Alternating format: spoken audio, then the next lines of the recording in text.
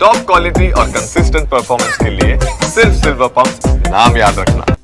और देश की टॉप 9 खबरों में आज बात करेंगे कांग्रेस के विरोध प्रदर्शन की। वक्फ कानून पर आज सुप्रीम कोर्ट में अहम सुनवाई है। वहीं मुर्शिदाबाद हिंसा को लेकर नहीं थम रही है सियासत और अगले 2 हफ्ते में आ रही नई टोल पॉलिसी।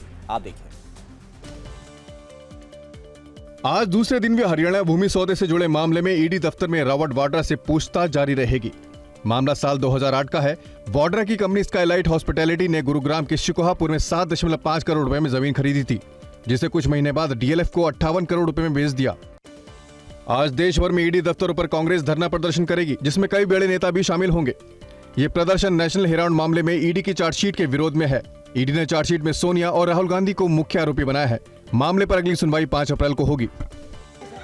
मुर्शिदाबाद हिंसा मामले में राष्ट्रीय मानवाधिकार आयोग ने संज्ञान लिया है। आयोग की एक समिति अपनी रिपोर्ट 3 हफ्ते में पेश करेगी।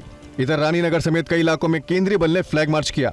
उधर केंद्रीय मंत्री गिरिराज ने कहा है कि सीएम ममता बनर्जी वोट के लिए हिंदुओं को पलायन करने पर मजबूर कर रही है।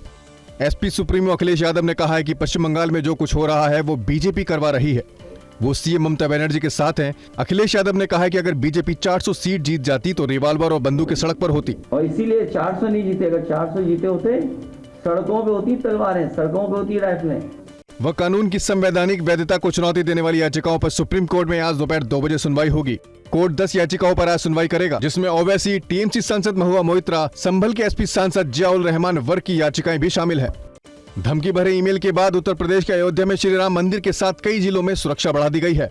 बाराबंकी, फिरोजाबाद और चंदौली के जिलाधिकारियों के दफ्तर को भी बम उड़ाने की धमकी का मेल आया है। जानकारी के अनुसार ये मेल तमिलनाडु से किए गए हैं। केंद्रीय ट्रांसपोर्ट मंत्री नितिन गडकरी ने कहा है कि अगले 15 दिनों में नई टोल पॉलिसी लागू कर दी जाएगी। 3000 रुपए की फीस पर प्राइवेट कार चालकों को बेरोक टोक आने जाने की सहूलियत मिलेगी। बड़े कमर्शियल वाहन और मोटरसाइकिल चालकों के लिए फीस अभी तय नहीं है। दोपहिया वाहन पहले की तरह फ्री कैटेगरी में रहेंगे। दिल्ली में पुरानी ईवी पॉलिसी लागू रहेगी। ईवी पॉलिसी पर मंथन के बाद परिवहन मंत्री पंकज कुमार सिंह ने कहा कि कोई ऑटो बंद नहीं होगा, सब चालू रहेगा।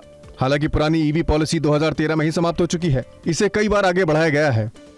नई राष्ट्रीय शिक्षा नीति के तहत स्कूलों के लिए तैयार की गई नई किताबों के नाम को लेकर तमिलनाडु से उठा बवाल केरल तक पहुंच गया है। कक्षा 6 की अंग्रेजी की किताब को पहले हनीसकल्स के नाम से जाना जाता था, अब इसका नया नाम पूर्वी हो गया है। इसी तरह कक्षा 1 और 2 की किताबों को अब मृदंग और कक्षा 3 की किताबों को संतूर नाम दिया गया है।